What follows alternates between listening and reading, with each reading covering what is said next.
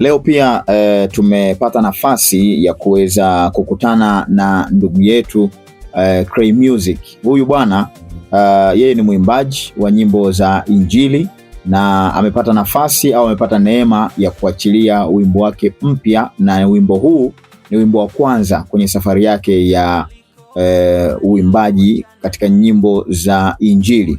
Mara kadhaa amekuwa akisikika, lakini si katika uimbaji wa nyimbo za Injili, lakini kwa sasa tayari amekwisha kuipokea neema ya wokovu na ameona ni vyema kuendeleza kipawa chake cha uimbaji na kuanza kumtukuza Mungu kupitia nyimbo za Injili. Sasa leo hii tumepata nafasi ya kuweza kufanya mazungumzo naye. Atatujuza safari yake ilikuwaje na mpaka leo hii amefika hatua gani, lakini matarajio yake hasa katika kuendelea kumtumikia Mungu kwa njia ya uimbaji, hasa katika uimbaji wa nyimbo za Injili uko vipi. Labda tumkaribishe. Karibu sana Cray Music. Tafadhali jitambulishe kwa watazamaji pamoja na wasikilizaji ambao wanasikia sauti yako kwa sasa. Asante, nashukuru sana. Majina yangu ni Cray Pascal Mwaifwani. Unaweza ukaniita Cray Music kama jina ambalo nalitumia kwenye huduma hii ya uimbaji, lakini majina yangu halisi ya kuzaliwa ni Cray Pascal Mwaifwani. Sawa, tumekwisha kukufahamu na wamekwisha kukufahamu pia. Cray, labda utuambie kidogo safari yako ya kuimba ilianza vipi? Lakini pia si mbaya tukafahamu ulisikia vipi wito wako sasa wa kuanza kuimba kwa habari ya kumtukuza Mungu? Neno gani la Mungu ambalo liliweza kukupa hamasa, liliweza kukushawishi, liliweza kukupa uzito wa kuchukua hatua za kuimba nyimbo za kumtukuza Mungu kwa maana ya nyimbo za Injili, ili tuweze kujua kwamba huyu ndugu yetu amebeba kusudi la aina fulani, amebeba ujumbe wa aina fulani kulingana na kile ambacho Mungu amekiachilia ndani yako? Safari yangu ya kuimba ilianza miaka mingi, toka nikiwa mdogo. Niko mwanafunzi wa shule ya msingi darasa la 6 hivi la 7. Nilikuwa napenda sana kuimba, nachukua nyimbo za wasanii wa Bongo Flava na kariri albums za wanamuziki wakati ule, naanza kuimbia marafiki zangu shuleni na wananisifu. Kwa hiyo kinisifu basi na vimba kichwa, unaweza, naanza kupenda muziki. Lakini nikiwa sekondari nikaanza kusikia kiu kwamba huu uimbaji nao uimba naweza nikamwimbia Mungu vile vile. Kwa hivyo nikawa nikienda kwenye ibada za wanafunzi kule shuleni, Kasfeta, Ukwata, wapi, TYCS, pana muda wa kuimba. Basi muda wa kuimba mimi nachukua wimbo ambao nimeukalili juzi huko, naenda na uimba pale. Pana siku nilimba wimbo wa Masanja wa Hakuna Jipya mwaka 2011 nikiwa kidato cha 4 tangu sekondari pale Mbeya. Niliimba ule wimbo, wanafunzi walibarikiwa sana. Nikashtuka kumbe inaweza nikabadilisha huu uimbaji ukawa namna ya kuimbia watu muziki wa Injili. Kwa hiyo nilikuwa nafanya hivyo, lakini sikujitizama kama mtu ambaye anamtumikia Mungu wakati ule. Nilijitizama kama mtu ambaye tu anaweza akalili wimbo na akauimba. Lakini ulikuwa ni mwanzo ama ni mbegu ambayo Mungu alipanda na kuanza kunisogeza kwake taratibu. Na kila nikisoma neno lake, hasa wa Filipi sura ya 1 mstari wa 6, kwamba yule Mungu ambaye ameianza kazi njema ndani yetu ataiendeleza na kuikamilisha, kwamba kile ambacho ninakifanya ni mbegu ambayo Bwana aliipanda, na kuiendeleza ni kuimwagilia kuhakikisha inakuwa, inastawi na kuchanua, na ataikamilisha. Kwa hiyo najifunza kwamba yeye ambaye ameanzisha atakuwepo katikati na atakuwepo mwishoni. Kwa hiyo hilo neno lilikuwa likinipa nguvu sana, na niwape nguvu watu wengine pia kwa neno hilo kwamba ile kazi njema ambayo wanaifanya na Mungu alipanda ndani yao ataiendeleza yeye mwenyewe na ataikamilisha. Sawa, sisi tumeweza kuelewa vizuri. Sasa hebu twende sasa katika huu wimbo wako mpya ambao umeuachilia, na huu ni wimbo wako wa kwanza ambao sisi tumeweza kuona. Hebu twende tukazungumze kwa habari ya huu wimbo wako mpya ambao Mungu amekupa kama baraka. Mimi niseme baraka kwa sababu ninaamini kile ambacho kinatoka kwa Mungu kumfikia mwanadamu ni baraka, kwa sababu si wote ambao wanaweza kupata neema kama hiyo au kitu cha aina hiyo. Hebu tuzungumzie wimbo wako wa Today. Sawa.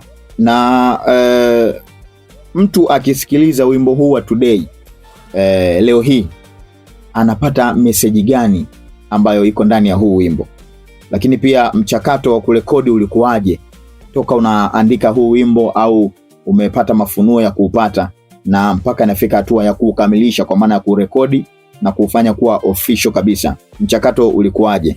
Ulikuwa na changamoto yoyote? Na kama kulikuwa na changamoto, Mungu alikusaidiaje kuzivuka hizo changamoto? Wimbo huu wa Today unazungumzia matumaini ambayo mtu anayo kwa Mungu wake, akiamini kwamba Mungu ni mkuu sana na anajua haja za mioyo yetu, na hata tujaanza kumuomba anafahamu nini tunahitaji, na tukiomba sawa sawa na mapenzi yake tuna uhakika kwa tunayo yale tunayomuomba. Kwa hiyo ni wimbo ambao kwangu ulikuwa unanikumbusha yale ambayo ninahitaji kwenye maisha, lakini pia unanikumbusha kwamba mbali na yale ninayoyahitaji namhitaji Mungu zaidi, na nikimpata yeye nitayapata yale ambayo ninayatamani siku zote. Ni wimbo ambao Mungu alinipa kuja namna ya kuponya moyo wangu kipindi ambacho nilikuwa nahisi pana mambo mengi nayatamani na sina wakati huo, kwenye nyanja mbalimbali za maisha, kiuchumi, kijamii, kikazi, kimahusiano na hata mitazamo binafsi na mashaka mengine ya maisha. Taratibu Mungu alikuwa akinihudumia na kuniambia kupitia neno lake kwamba anajua ninachokihitaji, atanipatia kwa wakati, na mimi nataka kukiri kwamba ninapokea kutoka kwake. Na huu ndio ujumbe ambao natamani mtu mwingine anayesikiza wimbo huu aondoke nao, kwamba Mungu anajua kile ambacho anakiomba, yeye akiri kinywa chake, kwa sababu anayeomba upokea, na anayetafuta anaona, na anayebisha anafunguliwa.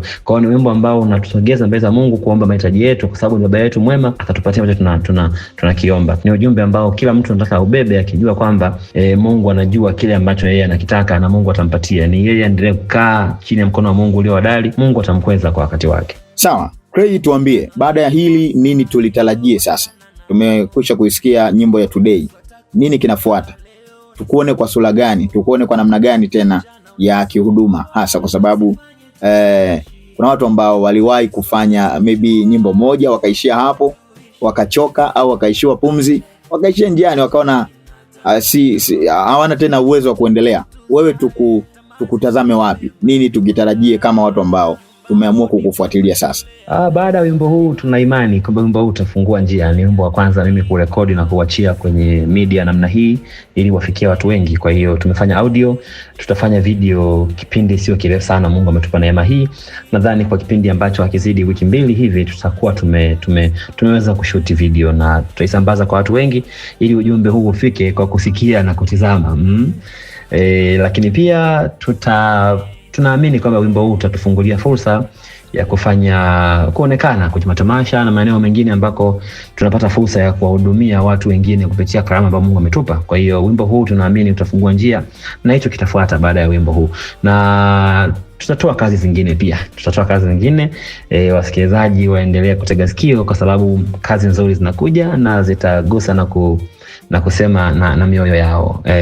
Na pia wimbo huu unapatikana kwenye majukwaa mbalimbali ya muziki. Inaweza kuwa YouTube, upo Boomplay, TikTok, Instagram, Audiomack, kila mahali. Unachotakiwa kufanya ni kusearch tu Cray Music Today, utaupata.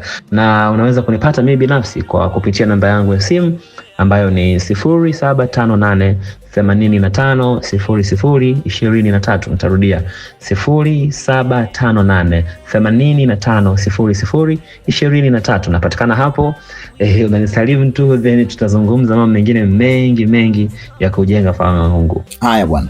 Tukielekea ukingoni kabisa mwa mazungumzo yetu siku hii ya leo, kuna vijana wengi wa Kitanzania na nje ya mipaka ya Kitanzania wanakusikiliza kwa sasa. Sawa? Sasa na wao pia wana vipawa, lakini wanaogopa, wana hofu ya kuanza. Unaweza ukawaambia neno gani? Kwa sababu wewe tayari umekwisha kuanza hatua. Unaweza ukawa na neno ambalo ukiwaambia litawafanya pia na wao kuvaa ujasiri wa kuzichukua zile hatua za kimatendo. Neno lako ni lipi hasa kwao? Na kwa wale ambao wana kipawa cha uimbaji Mungu amewapa, lakini wanaogopa, ama wana vipawa vingine vingi vya kutumikia Mungu lakini wanaogopa, mimi niwaambie neno ambalo Mungu alimwambia Yoshua, asiogope. Kijana yote mwenye kipawa asiogope, awe na uhodari, awe na moyo wa ushujaa, kwa maana Mungu aliyekuwa pamoja na Musa atakuwa pamoja na yeye. Yani yeye ndio Yoshua wakati huu, na yeye ndio amepewa dhamana, ama amepewa kazi, amepewa kitu ambacho Mungu amepanda ndani yake ili kiende kwa wengine. Kwa hiyo ukibeba kwenye sura hiyo kama Mungu yuko pamoja nawe, hautaogopa. Na ukiamini Mungu atafungulia njia. Mungu kama amekupa karama, amekupa huduma ya kufanya kitu, basi ameshaandaa namna ya wewe kufanya. Na hiyo sio ya kwako, ni ya kwake. Tunafundishwa kwenye neno la Mungu kwamba sisi tu watenda kazi pamoja na Mungu. na shambani mwa Mungu mavuno ni mengi, watendakazi ni wachache. Kwa hiyo Mungu anatamani vijana wengi sana wamtumikie yeye muda huu ambao bado wana nguvu. Kwa hiyo waonyeshe karama zao. Tunafundishwa kwamba Paulo anamwandikia Timotheo, anamwambia kwamba usiache kuitumia ile karama iliyomo ndani yako. Kwa hiyo ni wito wangu watu watumie karama zao, wajitokeze. Ziko namna nyingi. Unaweza kaimba kanisani, unaweza kujiunga na kwaya, unaweza kujiunga na praise team, ukaonyesha karama yako. Unaweza kaenda kwenye Bible study, ukachambua neno la Mungu na kuwafundisha watu. Kwa hiyo ni kazi ambayo tumepewa wote na lazima tuifanye wote. Bwana wetu Yesu Kristo anatuambia kwamba mkawafundishe wengine kuyashika yale niliyowaamuru ninyi. Kwa hiyo tumepata neema hii ya kumsikia Mungu. Basi tumepewa na kazi ya kuhakikisha lile ambalo sisi tumepewa na wengine wanalisikia. Twendeni wote tukafanya kazi ya Mungu. Tusiogope. Mungu yuko pamoja nasi na atasimama kuitetea kazi yake yeye mwenyewe. Sawa. Kwa kuhitimisha, tuzungumze tu kwamba wimbo wa Today tumekwisha kuusikia, lakini namna ya kukufikia na kuweza kuupata kwa urahisi na kukupata wewe kwa urahisi ni namna gani ambayo tunaweza tukakupata? Sababu tumeshuhudia watu wengi sasa hivi wamekuwa kwenye mitandao ya kijamii, lakini pia wamekuwa kiachilia namba zao za mawasiliano. Kwa upande wako hili lipoje? Lakini si mbaya ukatuambia pia sisi kama wadau wako, sisi kama watu ambao tumeamua kusupport kwa namna moja au nyingine, jambo gani ambalo unatamani tumwambie Mungu aendelee kukufanyia katika huduma yako hii ya uimbaji wa nyimbo za Injili? Karibu uweze kuhitimisha kwa namna hiyo. Natamani sana kwa mwili wa Kristo, yani kanisa, kusimama nami katika maombi, hasa kwenye eneo hili la unyenyekevu. Tunasoma kwenye Mika sura ya 6 mstari wa 8, Mungu anasema kwamba mwanadamu, yeye amekuonyesha yaliyo mema. Bwana anataka nini kwako isipokuwa kutenda haki, kupenda rehema na kwenda kwa unyenyekevu na Bwana Mungu wako. Natamani sana mngeungana nami kuniombea kwenye huduma hii niwe na unyenyekevu, kwa sababu palipo na unyenyekevu watu wanakubali kusahihishwa, wanakubali kujifunza, wanasikia maonyo, wanasikia kutoka kwa wale ambao wametangulia na wameshapita kwenye njia, wanajua shimo liko wapi, kolongo liko wapi. Kwa hiyo sitamani kesho na kesho kutwa nikawa mtu ambaye najikweza, najiona nimefika. Paulo anasema kwamba hatukufika, ila tunakaza mwendo kufikia mede ya thawabu. Kwa hiyo tutaweza kufika huko kwa sababu tumeweza kunyenyekea chini ya mkono wa Mungu. Tukiweza kunyenyekea, tutajua kwamba sisi sio watu mashuhuri, ni watumishi, na tunatakiwa kujishusha, kusikia kutoka wengine, kujifunza kutoka kwao, kuwaona wengine ni wenye kustahili kuliko sisi, na tukiwa na hiyo tutafanana na Kristo ambaye aliona kule kuwa sawa na Mungu sio jambo la kushikamana nalo, ila akajitoa na kujishusha na kuweza kuwahudumia wengine. Kwa hiyo kuwahudumia wengine ni kuwa mtumishi wao. Mimi kuimba ni kuwa mtumishi wa hao ambao ninawaimbia, na nitaweza fanya hivyo nikiwa na unyenyekevu ndani yangu, na nikiwa na unyenyekevu nitajifunza kumtafuta Mungu zaidi. Kwa natamani ningepata kutiwa nguvu na jumuiya hii ya Wakristo wote kwa maombi ambayo yatanifundisha kunyenyekea, yatanifundisha kuishumilia neema ya Mungu na kutamani kukaa karibu na Mungu siku zote. Nikae imani mwake, nijifunze kwake, ndio nitapata kile ambacho ninakichukua kutoka kwa Baba na kukileta kwa ndugu zangu wengine wote. Kwa sababu kama ninaleta kitu cha kimungu, nitakileta kama nimekichukua kutoka kwake, na nitakichukua kwake kama ninakaa karibu naye, ninakaa jirani naye, ninakaa kwenye ushirika naye. Kwa hiyo ningeomba mniombee hilo ndugu zangu.